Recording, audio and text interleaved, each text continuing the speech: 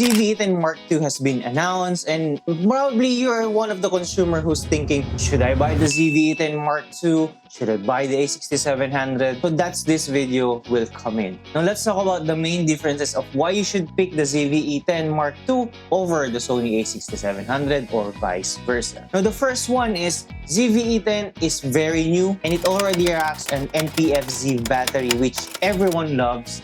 And it comes at a low price of $999 for the body only. Now, if you're a beginner who is just starting out and really wants to look for that Sony ecosystem for the first camera that he wants to buy, then ZV-E10 is the one for you. Considering if you're going to buy the kit, that will just cost you an additional of $100 and you're gonna have the version 2 of the kit lens that is now compatible with the power zoom, then you're out for the good start. While the A6700 is far more expensive, but it has its own reason. Second is, if you're going to buy the ZV-E10 and planning to use it for a long period of filming in terms of video, then you might not want to do that and want to go with the A6700 because the main concerns of a lot of creators who tested out the ZV-E10 Mark II is the overheating. You can check Jared Ondon's video regarding it. So in terms of continuous filming, I'm not gonna recommend it. Now the third one is ZV-E10 has one of the best sensors out there for APS-C, which the A67 also has because it is partnered with the same sensor of the FX30,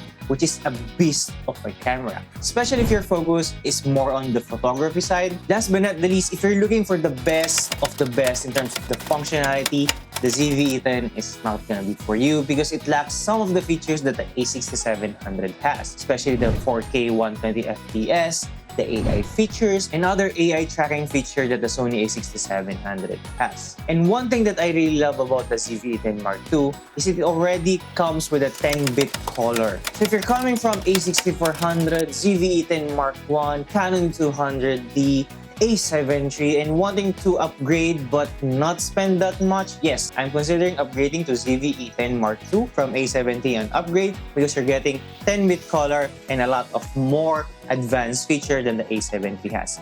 Deal with it. Now with that, what should you buy?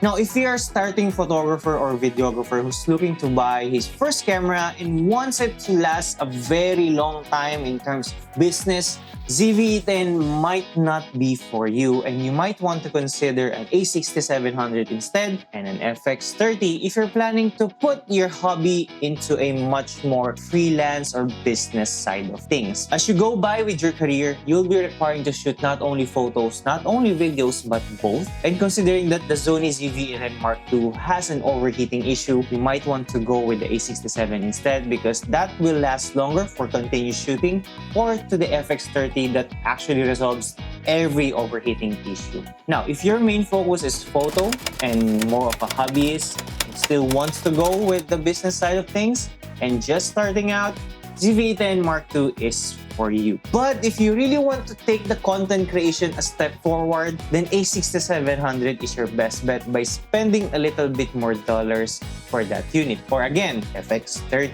Now, personally, I'm still gonna be going with A6700 as my travel or PCam because FX30 is so good, but using it for more photos with flash is really not its strength. It's more on filming, while the A6700 can be the best of both worlds in terms of the APS-C segment, just like its older brother, the A7 IV. So thank you guys for watching and I'll be seeing you guys to the next one. Bye-bye!